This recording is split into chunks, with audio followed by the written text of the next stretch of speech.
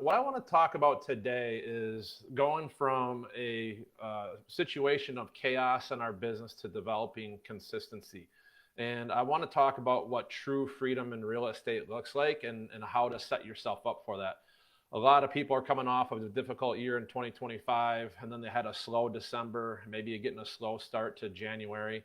And we want to make sure that we can ramp this up. We got the spring season coming up, so that'll be a breath of fresh air. But I know that there's a lot of real estate agents that are hurting right now. And so I want to talk about going from the chaos that you might have been operating in to developing consistency in your business. And I'm going to look over here every once in a while just to see if there's any comments that I can respond to in the thread here. So, when I get out there and talk to agents, whether it's people that I'm coaching or agents that I'm meeting, or it's me out there even recruiting, I'm hearing a lot of agents that are struggling in the real estate business right now, especially if they've been around for 4 or 5 years. They rode that high of 2020 and 2021, and then all of a sudden in 2022, the market started dipping. And they knew the business in 2021 and how active it was, and now like 23 was tough, 24 was tougher, 25 was like right on par with 24. And there's a lot of people struggling right now, and the common themes that I'm hearing are inconsistent and unpredictable income. I mean, if you're living closing to closing, that's not a very healthy spot to be mentally or physically. I'm hearing a lot of agents talk about that they have lack of direction. They're not quite sure what they need to be doing. They feel like they're really busy, but that they're stuck and that they're just not as productive and seeing the results that they want to see. I saw a key data point from the National Association of Realtors this week that 71.1% of realtors didn't sell a home in 2025. Now, I know some of that might be a little bit misleading because maybe there's agents that are on teams and they're not getting associated with the deals they're closing because they're closing through the team. But still, the thing I see in our marketplace, the thing I see all over the country is that the sales are down per agent. The per agent productivity is really down. And that sounds really discouraging, and it feels even worse and even frustrating. But you guys, there's really good news, and that's what I want to share with you today, that there is a solution to it, and it's not a complicated solution. It's not what most agents are chasing. There's a lot of agents that are out there that are chasing new lead sources. They're chasing new technology, or they're trying to get AI to do their job, or they're leveraging some automations, some shiny object. And some of that's good, right? Like, I'm a fan of AI, I'm a fan of automations, but we have to make sure that we don't automate ourselves out of the business. AI is not going to develop the relationships for us that we need in order to move people from where they are into their next home. And when people are spending money on new lead sources, new technology, that's impacting their pocketbook too, right? Because these things are not cheap. So not only are they chasing the things that don't actually move the needle, but they're spending money to chase them, and it's just this double-edged sword. And so while none of those fix the core issue, that's what I'm going to talk to you about today. The tools don't create the consistency in your business. The structure is what's going to create the consistency in your business. Now, if you've been following me for a little while, or you participated in our webinar about a month ago, we released a framework or the blueprint to adding 6 figures to your real estate business. Now, we went really deep in that and talked about 5 foundational pillars in that. We talked about your schedule. We talked about lead generation, follow-up that actually converts and moves people through the sales cycle. We touched on why to have more than just 1 pillar of income, to actually have 4 pillars of income generating business at any one time. And then we also touched on skill development. Now, those are the 5 foundational principles that every real estate agent should have in their business. And when they do, it doesn't matter what level you're producing at, you can add another 6 figures to your business. Okay. So I want to emphasize real quick before we move on that the number one thing that we touched on in that blueprint is your schedule. Because everything starts with your schedule. You can talk about prospecting, follow-up, 4 pillars, and skill development, but if you don't have it in your schedule, then the day is going to be lost and you're not going to win. And so that's what I want to talk about. I want to talk about how to generate consistent income in real estate. Okay, we want to get away from this inconsistency of living deal to deal. Inconsistent income comes from inconsistent schedules. Okay. Let me talk about this a little bit deeper. It's not a talent issue. It's usually not a work ethic thing. It's not a market issue. It's not an interest rate thing. For a lot of you, it's not a motivational issue, okay? It's a schedule issue and not having structure and clarity in your day. Let me give you a kind of talk about the 2 different types of a day. You can have a reactive day. And this is what I find most agents operate in. A reactive day is when you're out putting out fires. You're fielding phone calls, you're fielding emails, you're getting text messages from other agents, from your customers, from your clients, and all you're doing is putting out fires. It feels really, really busy. But at the end of the day, you feel like you were behind, or that it was unfulfilled, that it wasn't productive, that you didn't win the day. Okay, that's a reactive day, and that's how most people operate. And this could be true in other businesses too, not just real estate. However, a proactive day is where the people who are generating consistent income, the top producers, the elite agents in our industry, they are living a proactive day.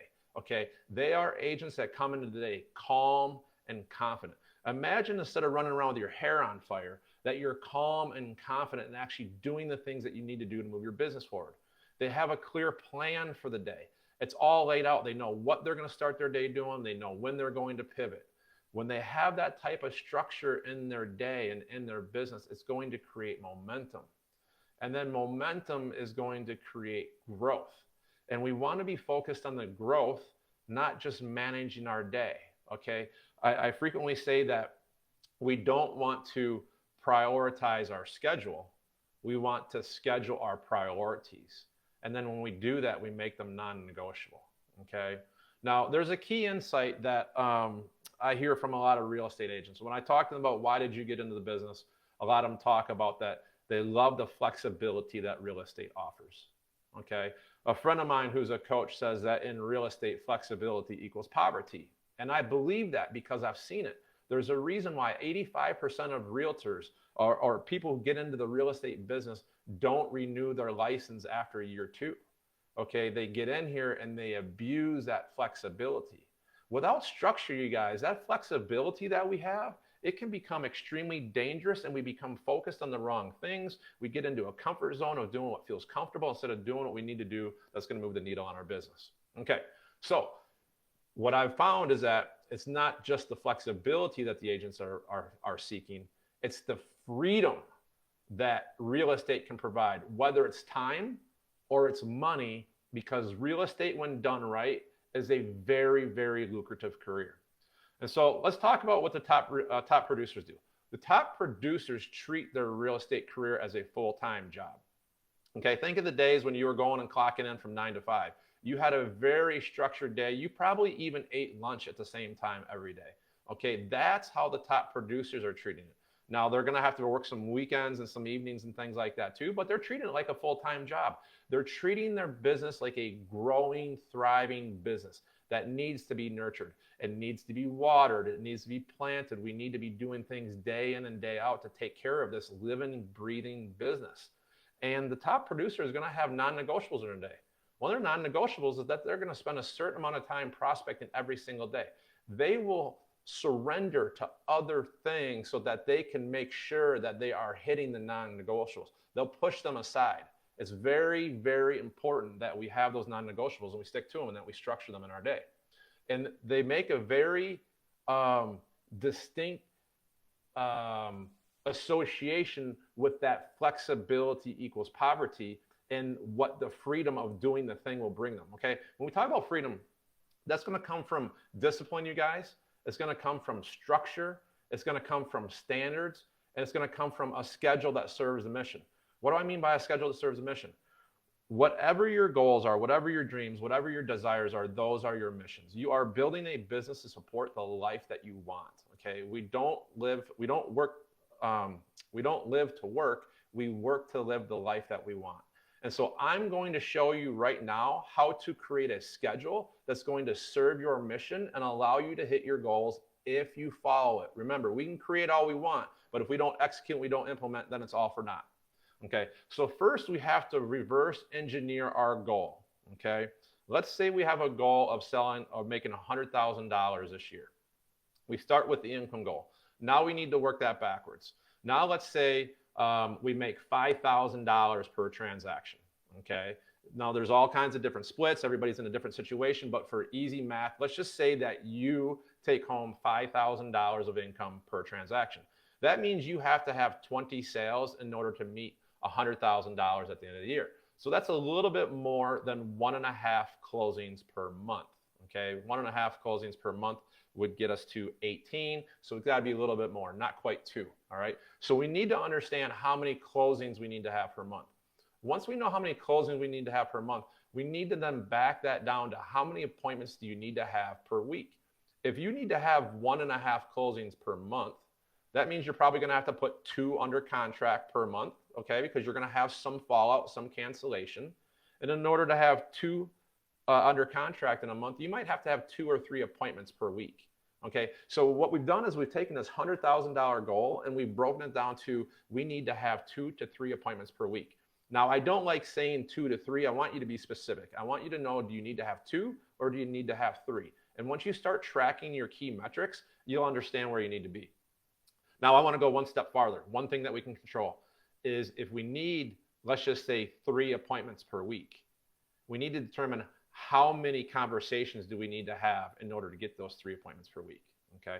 Let's just say it takes you 20 conversations, and this is all lead sources. This is working with strangers. It's working with your sphere of influence. Let's just have a blended average that you need to have 20 conversations in order to set 1 appointment. What that means is for us to have 3 appointments in 1 week, we need to have 60 conversations that week. Divide that by 5. Let's just say you're going to prospect Monday through Friday. That means we need to have 12 conversations per day in order to have 3 appointments per week, to have 2 pendings a month, that then is closing at 1.5 or a little bit more than that per month. That helps us, that gets us to our $100,000 goal. That's really important, you guys, okay? Because too many people that get fixated on the annual goal, a couple things happen. It's January right now. A lot of people are thinking, hey, I've got a lot of time to make $100,000. I got 11 more months to meet my goal, and they don't have the sense of urgency that they need to have. Or maybe they get to October and they're at 60,000 and they realize that in the 4th quarter, they're not going to do $40,000 of income. And so they give up, they mail it in, they start coasting, okay? That's why focusing on the outcome is the wrong move. I recommend that you focus on the daily standard that you need to do and just forget about the outcome. Do the standard, measure the standard, evaluate the standard, and live by that instead of the goal, okay? We only use the goal to help us back down and understand what our standard needs to be. Once we know the standard, we need to be very clear on it. We have to set clear expectations with ourselves, and then it allows us not to guess of whether we had a good day or a bad day. If my target is 12 conversations in a day, and I had 8, I know I better stay longer, okay? I need to stay and get those 4 other conversations in. If I had 13 or 14, I won the day. I can go home feeling really good that I served my family and that I did what I told them I was going to do. I went to work and I got the job done. Okay, so now that we understand the standard that we need and the expectations, let's go ahead and build this schedule. Okay, I'm going to teach you how to build this schedule that's going to serve your mission. Number 1 is that we need to evaluate our time. Okay, I'm going to tell you right now, if you're newer to real estate or you're selling 8 to 10 homes a year and you want to scale, you need to be focusing 50 hours a week on your real estate career. Okay, I'm not going to sugarcoat it and say that you can come in, that you can do this business part-time, that you can scale up and then leave your job. That rarely happens, you guys. Okay, I've been doing this for 25 years. I've hired a lot of people. I've coached a lot of people. It's really hard to go from doing this part-time, a couple hours a week, 10 hours a week even, and scaling it to the point where you can leave your job, scaling it to the point where you have enough income from real estate to leave your full-time job. It's really hard, okay? And if you're doing that, my suggestion to you is you need to treat real estate as a full-time job. If you have another full-time job to pay the bills and you're doing real estate part-time, you need to also treat it like a full-time job, and you're going to have 2 full-time jobs until you can scale your real estate business to the point where you can leave your other job. Because it just won't happen doing 10 hours a week. I'm sorry, it won't. And so that's just me being real with you and setting the right expectation. Now, when we time block 50 hours a week, I want you to set up your schedule. I mentioned it earlier, with a proactive morning, okay? It's gonna be really hard for you to do a proactive entire day because things are going to come up, right? Like you're gonna be very proactive in the morning by prospecting and lead generation, and you're gonna be setting appointments, and we need time to go on those appointments. We need time to negotiate offers. We need time to put together CMAs. And so focus on the morning. The biggest rocks, focus them in the morning, okay? And you might have to start your day earlier. That's one thing I've made an adjustment in the last roughly month or so, is I've been starting my day earlier and I've actually been getting my workouts in early in the morning instead of in the evenings, so that it gives me a little bit more time in the evening to do some other things. Okay, so a proactive morning, that's going to be lead generation, prospecting, following up, working your sphere of influence, not setting appointments. I want that to be in your afternoon. The afternoon is going to be your reactive time for going on appointments, negotiating contracts, doing some self-development and improving your skills, role playing, that kind of thing. Once you have that set up with your proactive and reactive mornings and afternoons, then I want you to look at your calendar and I want you to create protected calendar blocks. I like to use a Google Calendar. It's on my desktop, it's on my phone. My team can have access to my calendar. They know when I'm in, when I'm out, when I'm on appointment, where I'm going to be. Okay, so I really like the Google Calendar. Create protected time blocks in there. Go ahead and block off the time. Another little tip that you can do is that you can create a separate calendar. So create your ideal calendar, all right, and have it as an overlay to your standard calendar. That way, when you have it overlaying and you're on the phone prospecting in the morning and somebody says, yes, I want to go look at homes, or I want to come in for a buyer consultation, you can look at your calendar and you can be like, oh, my mornings are reserved for prospecting, but I have afternoons from 2 to 4 set aside for client consultations. And then you slot them there, or it might be on the weekend. Okay. And so that's a nice little tip that works out really well. When you set up your day, you guys, you have to treat those high return activities as a non-negotiable appointment. High return activities. Okay. Those are going to be your prospecting time. Those are going to be your client meetups, your consultations. You need to treat them as a non-negotiable appointment. Okay. When you set a doctor's appointment or dentist appointment, they're typically probably setting those 3, 4, 6 months out. We rarely cancel those, right? Because we wouldn't be able to get back in again. I hear a lot of women, my wife too, when they set a hair appointment, like their hairstylists are setting them like 6 weeks in advance, they never cancel them. Okay. Now I can get mine done with like a day's notice. All right. But there's certain appointments that you guys don't cancel. Time to work on your business and do the money-making activities in your business are things that you should not negotiate. Don't negotiate with yourself. Make it a priority. Second step is we want to make sure that we have focus in that moment, okay? I like the phrase of be where your feet are, okay? If we are in the moment of prospecting, if we are in a consultation, be all in that moment. Turn off all the extra distractions. Turn off all the notifications. Be in that moment. Prioritize those high dollar activities. And when you're in that moment, make sure that you stay laser focused. What we teach our team members is that when we are prospecting in the morning, when you get off a really good phone call, 15, 20-minute phone call, you qualified that individual. Now you got to connect them with your lender. You got to set up a property search for them and send them some information. We don't get off the phone and do that activity. We will take a little note or put it in our CRM and we'll come back and do that in the afternoon. Why? Because those are administrative activities. Those are not activities that are going to move the needle right now. Our goal is to talk to as many people as we can during that prospecting period. And so we'll come back and do the administrative activities of making the lender connection or setting up the consultation or setting up property alerts later in the afternoon. Next thing, show up professionally. Okay, what I mean by that, a lot of you are still working from home. That works for a small percentage of people, but be real with yourself. Okay, the majority of people need a productive environment to be in order to do the work. They like to see other people doing it. They follow the behavior. They like to model the behavior. And so if you have a work environment that will serve you well, where people are doing this, get into the office.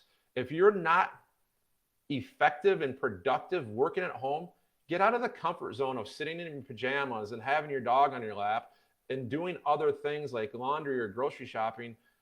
Remember, be where your feet are. If you're working on your business, you need to be productive. And so you need to determine for yourself if working at home is the right thing that is going to help you grow your business. If it is, more power to you, okay? I know I can do that. I know some other people can do that, but I know most people can't. And there's studies that have been done since COVID that show that. And even if you are working at home, come down to your computer to start your day like you were going to work. I remember during COVID when we were quarantined for a couple months, every day I still got dressed, put on my golf shirt or my polo, whatever it was.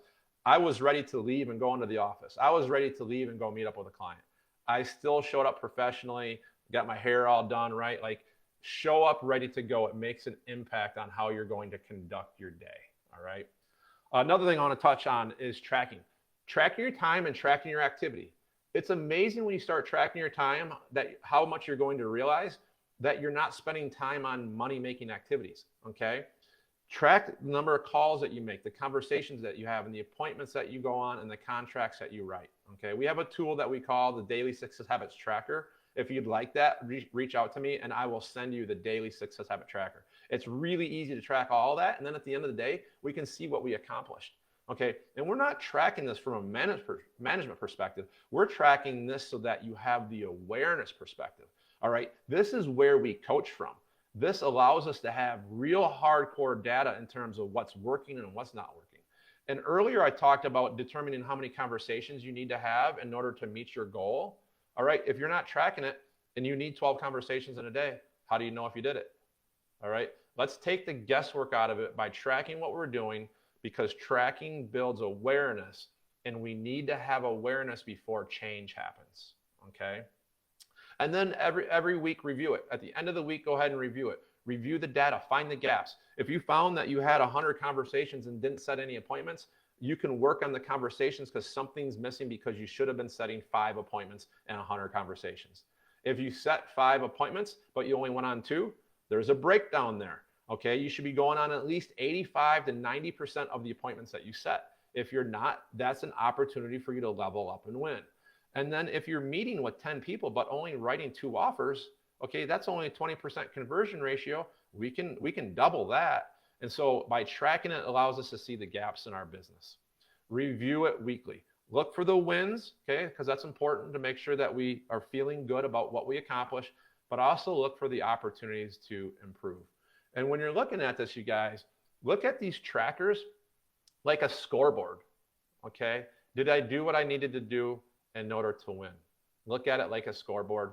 And if you have an accountability partner, or if you don't, go find one. It could be a significant other, it could be a peer, it could be your team leader, it could be your broker or a coach. Having an accountability partner that's going to hold you true to the things that you said you were going to do is really, really important. And then make adjustments, right? Like, once you have the data, you can make adjustments based on data instead of adjustments based on emotion. If we're going with gut feelings, we're going to miss half the time. All right. Now, even when you get this set up, there's still going to be times where you fall short, where you're falling short on either your goals or you're falling short on honoring your commitment. And when that happens, I have 4 questions for you. Ask, is my why big enough? Maybe your why to do the thing isn't big enough. Okay. When I was talking about like goals and big whys with our team the other day, I remember one agent said that his why was that his why for making that kind of money that he wanted to make was to buy a flip. And I said, well, why do you want to buy a flip? And he said, well, I want to learn more about that process. I want to learn more about the cost to rehab and then to resell. I want to get that knowledge, and then I want to make more money. And I said, well, why is that important? I was like a 3-year-old, okay? If any of you ever had a 3-year-old, that's a phase that they just keep asking why. I just kept asking why.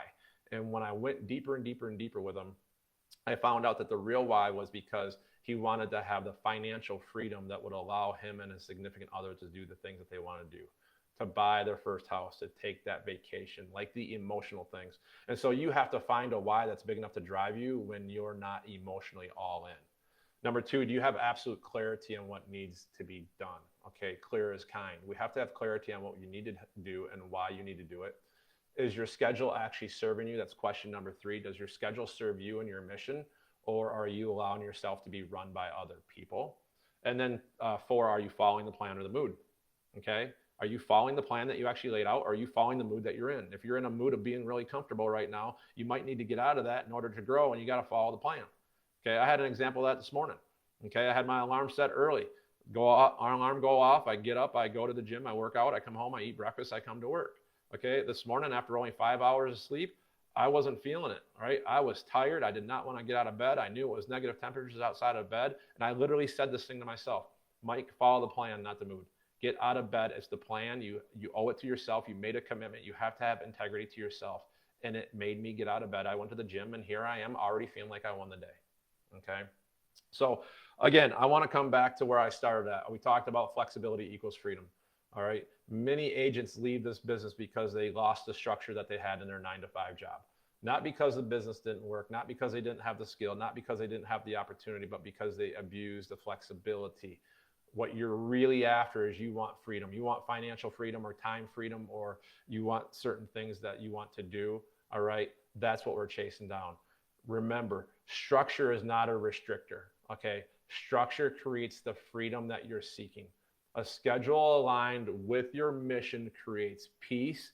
It creates calm. It creates confidence, and it creates income stability. And that's what we're after here. We're after getting out of the chaos and back into consistency. And so in the comments, I'm going to put a link to the Blueprint to Six Figures webinar that I did about a month ago, where we went deeper on schedule. We went deep on lead generation, prospecting, follow-up, generating 4 pillars of income, and increasing your skill set. I'm going to drop that in there. Watch that to the end, because I include some free resources, some workbooks and tools that you can use to make all of this a lot easier.